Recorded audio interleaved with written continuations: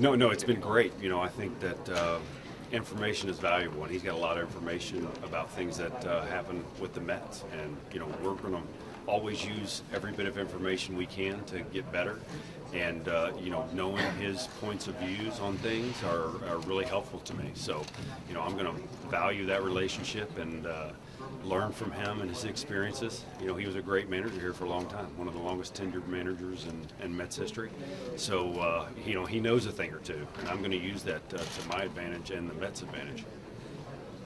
Mickey, you're coming from a team that had a lot of success the last few years. You didn't have the biggest payroll in the division. Do you think that sort of underdog or us against the world mentality that you guys are strong? Yeah, we used every resource we could. I think knowing that you didn't have all the money in the world to spend, that you had to do everything else better than everybody else. And, from health, from, juicing to making sure guys are hydrated. I know that's, again, kind of an issue that we've brought up, but it's not just those little things. It's consistently doing things on a daily basis, and it's a grind, and it's very tough, but you stick after it and you do something special with a group of people that feels really special in the end. In New York, obviously the big market, probably one of the biggest. No, and even if you did, that's the right way to do things. You use every resource you possibly can and do things that make sense, and that's what we'll do. Large payroll or not. Mickey, how do you get buy-in for some of that stuff you're talking about, hydration and that? I can't hear you. You talk about hydration and Excuse us. how do you get buy-in from players, maybe who haven't been accustomed to doing that, especially major league players that maybe already have their own second team? Yeah, so that can be an issue. The good thing is, today's player likes technology. So, if you use technology, they're going to love it and find it intriguing. It kind of, is not boring, throughout the day. So there's that. I think the main thing is showing them that it's going to help their performance. And that's what we're all about. We want to win games. We want our players to be the best they can be. And that's what, we're trying to accomplish with all of these little things. And they may seem tedious, but sometimes those smaller things, paying attention to those smaller, tedious tasks is what it takes to win. And if you want to win, you're going to do that. And when players know that it's going to help them, they're going to do it. Do you expect 100% buy-in on something like that, or is that something? Absolutely not. Yeah, everybody's an individual. And, I wouldn't ever make guys do things just to make them do it. I'm going to teach them that, hey, this makes sense for you to get better. And, if you don't get total buy-in then you continue to try and improve them in other ways. You can't make people do stuff, but you can, coach them and educate them on why it makes sense to do it. You have a lot of starting pitchers beyond Syndergaard and Grom. Is it basically going to be open competition for those other three spots, or how's that going to work? Yeah, I think anytime you have, I feel like a lot of teams would like to have our starting staff and the depth that we have. And anytime you have a lot of pitchers that are capable of pitching in the major leagues, there's competition. And it's not just, I'm going to make the team to start the season. Sometimes the guys that make the team to start the season are there, probably for fewer days than the guy that doesn't. And that's just the reality of baseball, especially when you're talking about options and stuff. So it's going to be about being the best you can be. And hey, when things get rolling, we're going to have a competition amongst our starters to outdo the guy that pitched the day before. And it's a healthy competition amongst, teammates that creates a lot of success. So there's going to be competition every single day. Is there, from that group, is there any one or two guys that you say, well, if they're healthy, he's in there already? No, we have to watch and see and evaluate and make sure that guys are working. That's, for me, you can't have expectations on numbers. I have expectations that guys are going to work hard, and that's how we're going to evaluate guys. You guys have like an early camp, like or something like that? Like, no one mentioned this. I wasn't sure if you could explain what that was. What is it? Yeah, I mean, I think that the guys in talking to myself and Dave are excited, and it sounds like guys are going to be there really early to get things started. There's not anything like special like everyone come down super. No, I mean, you're kind of the players are so excited they want to get there and start getting to work. They were asking us when we'd be there. It's kind of cool. Mickey, there's been a lot of talk about what you do with these pitchers in the offseason to try and get them ready. Do you have kind of a set way that you like pitchers to get themselves ready, or do you and your staff, do you guys kind of tailor to each individual guy what you think works for them? Yeah, so we have suggestions as far as throwing programs. When you're talking about Major League Baseball players, they usually have their routines and their throwing programs. So we have a couple of throwing programs, one that Dave has used in the past, one that I've been around in the past, and those guys are aware of those programs. And if they can take anything out of those programs to improve themselves, then we will encourage that. I think that we will make sure that there's structure, and we'll provide the necessary, resources for their routine so they can accomplish those throughout the off season to get to a point where they can have success starting, the first opening day and throughout spring training. But we definitely know that everybody's an individual, and we're going to tailor their work for that player.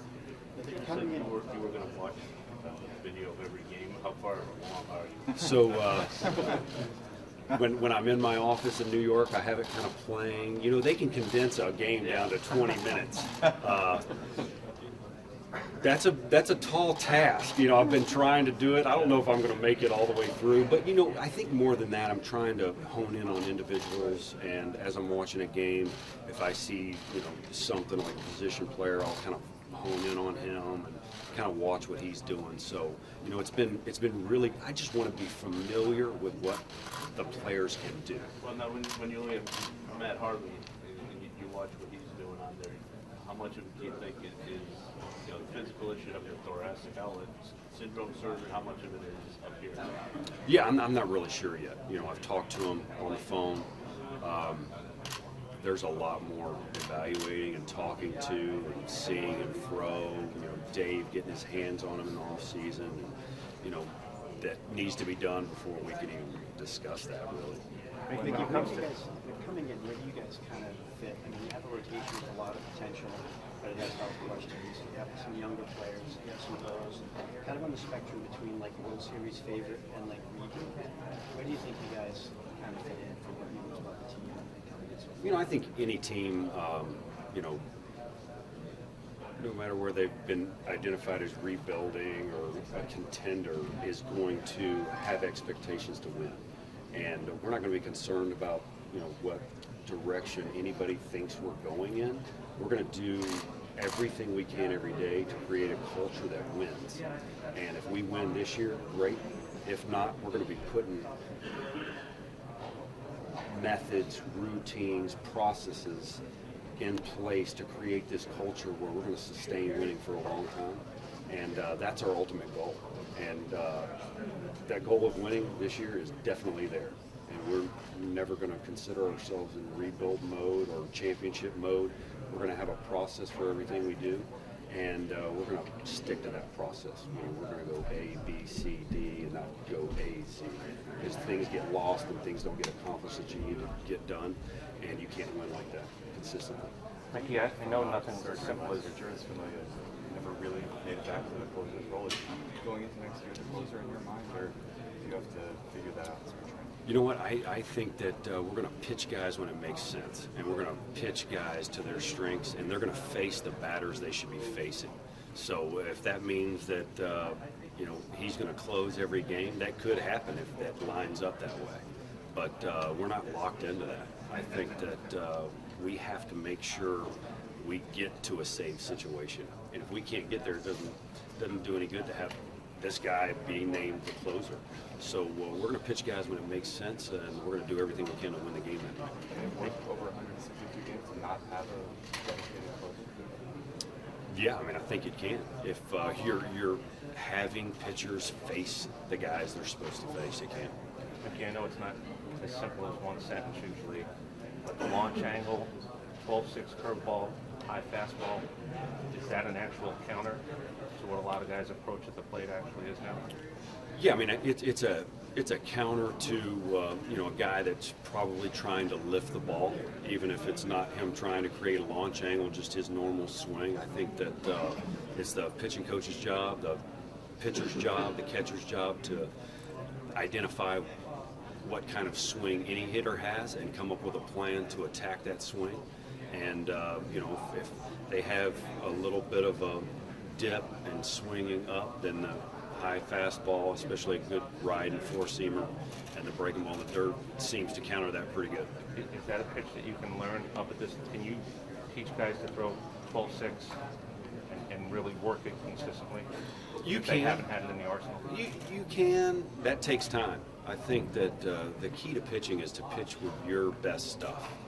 And in Cleveland, we had every one of our starters had a nasty curveball, so they threw their best pitch, and it wasn't necessarily us teaching curveballs and stressing curveballs. It was just us stressing their best pitch and their best weapon against hitters. So you can teach it. It's going to take some time. You're not going to learn it in a week in spring training and then all of a sudden use it in the game.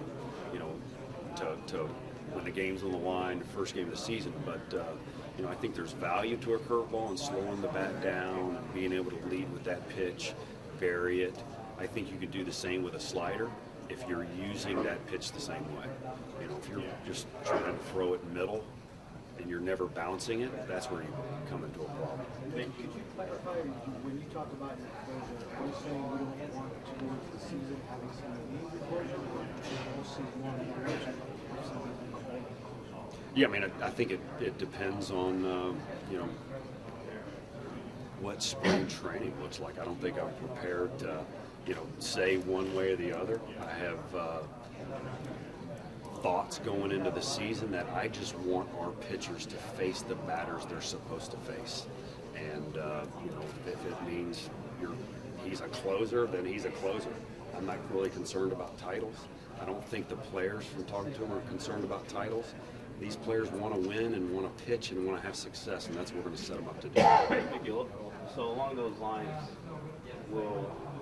is like you're talking about high leverage situations and stuff like that. I mean, is Amelia the guy you bring into your quote unquote high leverage situation, or does it depend on numbers, matchups? Yeah, it definitely depends on expected OPS, OPS that we know has already happened.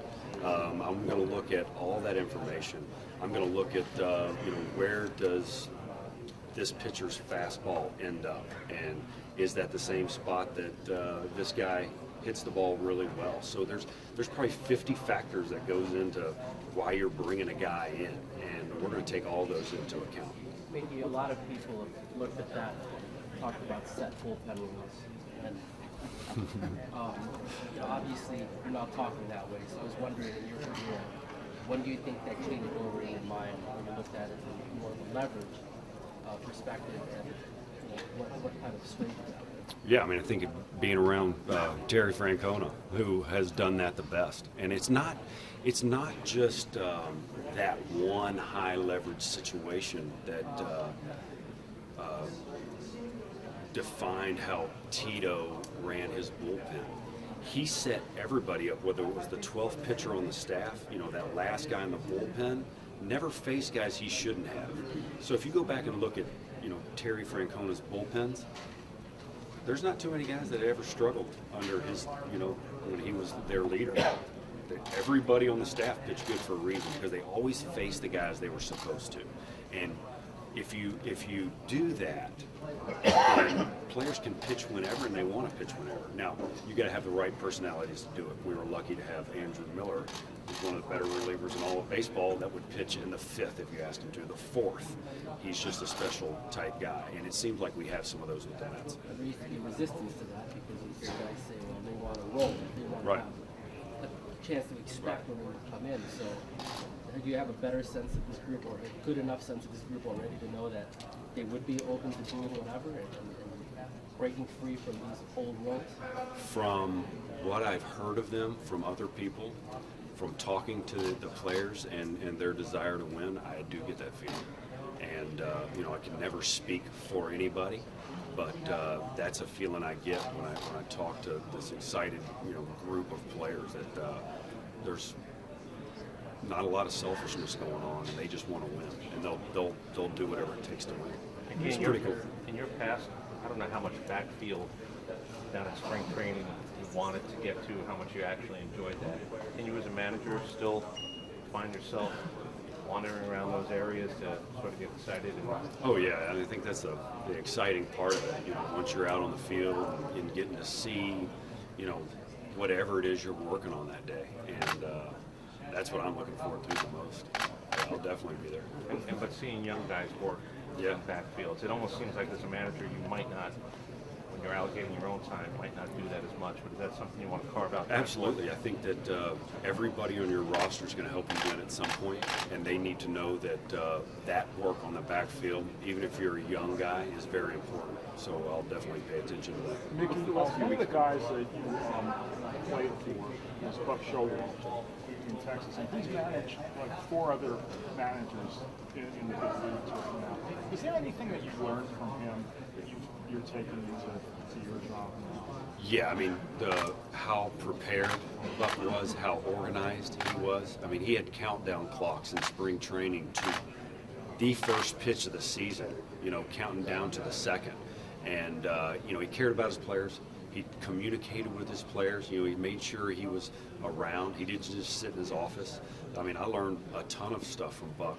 And, you know, even his relationships with other people in the game. Like, if you see him during BP, you know, he's kind of moseying over. He's standing on third base behind the screen, watching BP, talking to, you know, the opposing coaches. He's a relationship person. And, you know, I learned a lot from him. What's the lesson you give to him next year? You just like get to know like who is who does what, like where the analytics people sit, like and even just like, have you had a chance to talk to every player yet? Still making your way through, like what's just getting to know everyone in the organization? Yeah, so that's a challenge. I mean, you know, I've probably shaken hands and reintroduced myself to many people that I've already met. So, you know, trying to stay on top of that. Obviously, faces, learning new faces and names. That's been a challenge, but it's been real fun. I think that I've definitely reached out to every player, whether it's text, voicemail, talking on the phone. You know, there's sometimes challenges in the off season with people overseas and things like that where it's hard to actually get on the phone. Those guys that I haven't talked to on the phone yet, I think there's like 2 or 3. You know, I'm going to get to see in person this winter, so that'll be really good. I'm going to take a trip at some point to the Dominican and go tour our complex and see some guys there. So that'll be a good chance to connect, you know, in that regard. I think that the first couple weeks after I was hired, you know, we spent trying to hire a staff. We got a great staff for the Mets. That was a great process, so that was really fun. And then the last week and a half has been kind of laid back until we got here. And I went and played golf with Terry Francona and Brad Mills in Pebble Beach. We came in second and kind of relaxed. And I was at home on a Tuesday for the first time since the season ended last week to see my daughter's dance class. So she was excited about that. How's the manager role compared now to your playing days? Like, where the modern challenges exist then? You know, I think the accessibility to information. You know, when I was first playing, and the pitching coach said that, so I'm going to do it. You know, I think now you have to realize that as a coach, if you say something to a player, they're going to go look it up right away. You know, they have instant access to information, and you better know what you're talking about, and you have better put a lot of forethought into that. So that's the biggest difference, and you know, I try to do that. And you know, over time, when you tell people something and then they go double check it, and put some forethought into it, they start to, you know, understand that you're not just speaking and reacting, that you're prepared going in with the things you're going to give them. Did you realize for the role described as, you know, part White House press secretary and you know, and analytics stuff, massaging personalities, all that stuff. Does that kind of contribute to higher burnout rate? And there's not a lot of longevity in this job, especially late. We've seen that. Yeah. I think that passion for baseball probably counteracts that, and what we do. Obviously you have, obligations and things that you have to do as a manager, and you just embrace every second. I just kind of live in the moment and have, I'm going to just kind of be honest with everybody every day and go about my business. And I love the game of baseball and thinking about it and thinking about leadership. So I think that'll get, and a lot of coffee. I get up real early, drink tons of coffee. So I don't think I'm going to burn out unless I have a heart attack or something. Do you think, like Tito. The fact now that relievers are getting paid on a basis other than saves now, look at the whole picture, that makes it a lot easier to make the kind of what we're talking about. 5-10 years ago, this would have been like blasphemy. Right. The fact that guys are going to get their money now regardless of no one saves. They should. When you're using them in a high leverage situation, that is the save. The save that night is the highest leverage situation. If you were just using analytics, you could close anybody with a 3-run lead, and you got a 96% chance of winning the game. Any of your relievers. So guys that pitch in high leverage situations are willing to pitch whenever, deserve to get paid, and that's what's happening. And I think it's great. Mickey, if you were to start to think about messaging, I don't know if rules are the right way to put it anymore, but how you want to address it and how you want that clubhouse to feel the minute you break out of Florida, what you want the room to feel, and how that message maybe gets really early in spring training. I've thought a lot about that. Every night I go to bed, I try to think about that. I'm having a meeting with some people tonight to talk about that and how we want to approach that. The bottom line is the players are going to have a lot of say in what we expect on a daily basis, because you can't create a good culture without that. And I think that we're going to get feedback from everybody on what is expected of us, the way we play the game, the way we arrive at the field, the way we show up for stretch. And we're going to be able to create a set of expectations, or whatever you want to call them, that are going to be enforced by not only the staff, but the players themselves. And when you get players doing that, you have something special, and valuing that and policing themselves, then that's how you win. Do you believe in captaincy? Do you sort of like the idea? I think everybody's a captain. I think that if the veteran's not doing what is expected in a culture, that the youngest guy should be able to say something. And if you really create that family and that culture, then anybody can bring any issue up, and it should be taken the right way and adjusted. We live in 100 pitches has become kind of a demarcation line for when starters get pulled. You've talked about using your eyes and making those decisions. How do you reconcile the two, particularly when you may have in front office saying, hey, it shows that this guy's 100 pitches, his production really diminishes? Yeah, you have to look at that type of information. I think everybody's different. 120 pitches for Trevor Bauer is much different, than anybody else. So it's going to be the individual. Yeah, have we, prepared and looked and see what does this guy's stuff do? We're gonna be monitoring guys' stuff in real time throughout the game. So it's not necessarily just at 100 pitches or 90 pitches. We're going to know, if his arm slots drop and things like that, in real time, hopefully. And you've advocated doing more throwing, which is something we've seen less of. What's that based on? A lot of research and data. There are things that I've done myself with other people, things I've read about. You have to condition yourself to do something. Rest isn't always the best thing, especially if you haven't conditioned yourself the right way to go out there and deal with the rigors of throwing 200 innings and 115 pitches a game. And we're going to condition guys to be able to do that, and then we'll rest and recover in between those good workouts.